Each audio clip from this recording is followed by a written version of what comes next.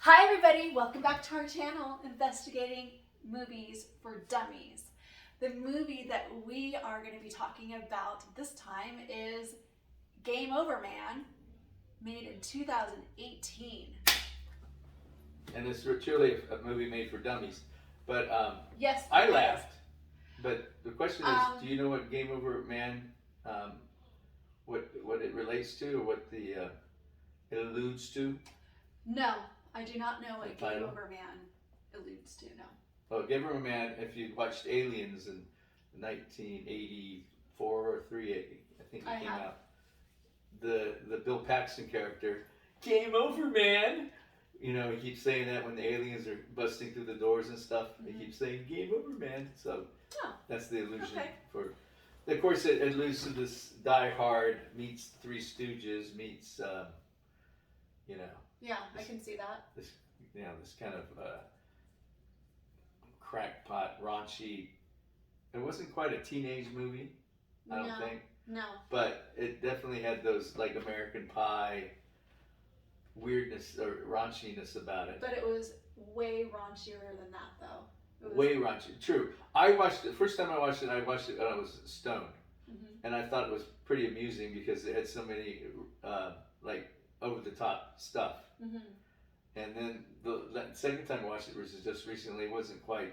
But I did laugh out loud at a few spots. I'd forgotten all those kind of show-stopping parts. Yes. When they slicing parts of the human body off. And I don't think I laughed out loud, but I screamed often with horror and cringiness.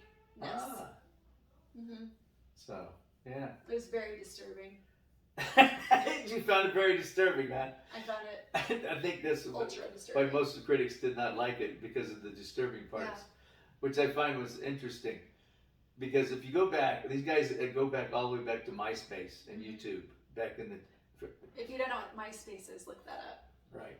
2000, the years, like 2006, they started a mail order comedy on MySpace, and you can watch it on YouTube also. From 2006 to 2011, they did sketch comedy, with just little... Those three guys. The little vignette scenes that are very similar to what you see in the movie.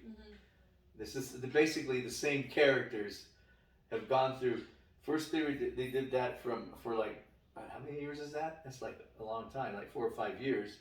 Then they went to a show called Workaholics on Comedy Central, playing almost the same characters, and they did that for 7 seasons, till this movie came out, and then. Where was I? I was raising my children. That's what I was doing. Yeah, Workaholics, and I watch, and that's kind of funny. But again, it's the same sketch comedy and stuff. And then in 2018, when they quit. Actually, it was a very popular show, and they just quit their popular show and went to this movie. And then it wasn't a big hit. It wasn't as big a hit that I think they wanted it to be. They were looking. So I don't think it was more like an American Pie. I think they were trying to be more like, what's that movie in Vegas?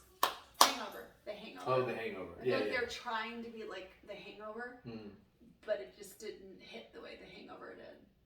And they had no reason to do The Hangover, because these guys had already been working together. The 3 guys, Anna Devine and what's their names? Anders Holm and Blake Anderson, have been working together for years, along with the director, who's Kyle Newacek. And they've been working for years doing the same exact type of comedy, which they kind of bring into this Die Hard type story. But it just wasn't. Again, I laughed when I first watched it. That was just me. I thought it was amusing. I didn't laugh. I did scream. There's some just terrible things that happen in the movie, and it was extremely violent. It was extremely violent, true. But I guess I did I wouldn't even say giggle, because that would mean you would actually have to have a laugh, some sort of laugh. But I did find amusement in the cameos that they had. I thought it had a bit of a punk aesthetic. Well, where the punk rockers stand on stage and they spit at the audience and they cuss this audience out. So they demean the audience in a way they're demeaning the audience as you watch it. Yeah. I mean, I think the first I mean, they killed the old guy since she walked in. That woman. But he Yeah. comes back. Oh, Oh, the no, old the guy, old the guy. cigarette smoking man Yeah. from X-Files. Yeah. Security guard. Yeah. And then I think that what I wasn't expecting, and I'm a teacher, so I'm not going to say too much, but he's a retired teacher. I'm still working, so I have to be careful. The member that got chopped off. Removal of his member. But he came back and he walked around. You know, it's all in good fun. That was shocking. It was like Jackass style. Mm-hmm. And they even had a couple of Jackass actors doing cameos in the movie. So. Oh, I was wondering though how they did that scene where he had to do something to someone's behind. Oh, the dark place. Yes. If they, because he really did get up in there. If he covered, Excuse me. is this He really got if up there's in like there. saran wrap or like how they filmed that? I don't know. I always wonder sometimes those kinds Well, of I things. think maybe it was maybe a fake Posterior. posterior. Oh, see that makes sense. And see then, and Of then course. you have a fake posterior, then you could like put some jam in there or something. This guy looked like he's loving it. He wanted more. That Right. makes so much sense. Okay. Right. So, see, that's You know, why it was- for dummies, and he. You know, Yeah. the It was. magic of film. It was also produced by Seth Rogen and Evan Goldberg, who are famous for Superbad. Mhm. Well, Superbad was a great film. And they had many producers on this. But here's the thing about Seth Rogen, and his movies always seem to have some kind of inner, even though they can get gross and raunchy and gory too. They have like a heart to them. Yeah. Like what was that one with the girl? And he gets pregnant. You know, they all have like a little of a Knocked it. No. yeah, knocked Was out. it Knocked It? Yeah, they have a By the way, I watched that when I was like 7 months pregnant with Chris by myself. but all of his movies, even This Is the End, and which is super gory also, but it has Yeah. an inner like a little message, Mm-hmm. a heartfelt message. Yeah. This it had no does. heartfelt message at all, other It than tried, but what would be the heartfelt message? I'm grasping. That Grasp, friendship, Oh, the friendship message. right, which had been the basic message. Well, you know, if you watch those mail order comedies or Workaholics, it's the same little dynamic between the two guys and Adam Devine, who's like always trying to run things. So who wrote? Do you know who wrote the screenplay? Oh, the middle guy, the guy who's always getting stoned. Okay. So I was actually impressed. I go the middle guy. They had the gay guy, Adam Devine, Right. and then the Right. guy in the middle. I felt like Adam Devine. I mean, nobody else could have made that dialogue work because it was so absolutely.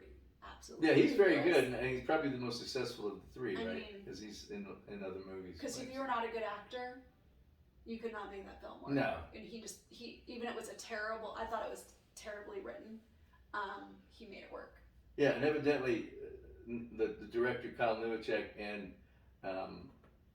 Blake Anderson, the long-haired guy, grew up in Sacramento, Mm-hmm. and they came down to L.A. and working in sketch comedy and all these different places in Los Angeles, and they met him, Adam Devine, at Orange County University, and then soon after they started doing the mail order comedy, and it's, unfortunately, there was supposed to be a sequel to this called Game Overboard. Fortunately, I have a kind of a soft spot in my heart for this movie. would I watch it? Yes, I would watch it. And I read some of the little comments by the normal people, not critics, and they don't know why the critics did not like this movie. I love this movie.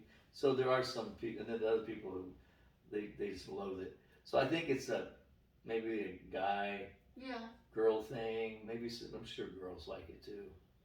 Maybe. Yeah, I'm sure they do. It's, to me, it reminds me of the guys that come in and throw jock straps at each other in the locker room. Right. Kind of movie. Like, what is it, Jackass? Jackass. I mean, I can't get into that, so. Oh, and Jackass is not. Is a bit over the top. Yeah, never seen it. It's never. You should watch Jackass 4. Yeah. Well, those who watched Jackass 4, you know what I'm talking about. Probably not a good idea. If this one disturbed you, you would be very disturbed by Jackass Really? 4. Oh my Oh, God. that was disturbing. Oh, definitely. Yeah, because they really And it's do. real. And it, yeah, see, no thank you. Yeah. No thank So you. anyway. I'll pass. One thing that was very disturbing to me, even though I know, again, it's like what movie magic, is the dog. That was very upsetting. Oh, the dog, yes. I knew that would upset you. Very, very upsetting. When he blew him up, that was, spoiler alert. Yeah. Yeah. I mean, in a miraculous and spectacular fashion. It was horrifying. Well, I'm It was glad so you enjoyed it. sad. And, well, then they was like trying to like tread water, and I know that again, they I'm sure they had the dog handler and making sure he probably only did it for like a few seconds, but still, they look so tired. Yeah, well, remember, just keep repeating to yourself, it's only a movie. I know. It's only a movie. Yeah. It was so cute. But for some people, they would find that humorous. Well, not me. Not here, yeah. I'm sure a lot of people didn't, but some did. Yeah. I mean, you mess with a dog or an animal, and then it's just like the end for me. So I don't know. Maybe I would have liked it better if they had like left the dog alone. I'm not kidding. I cannot hang any. I would not call this anywhere near a great film at all.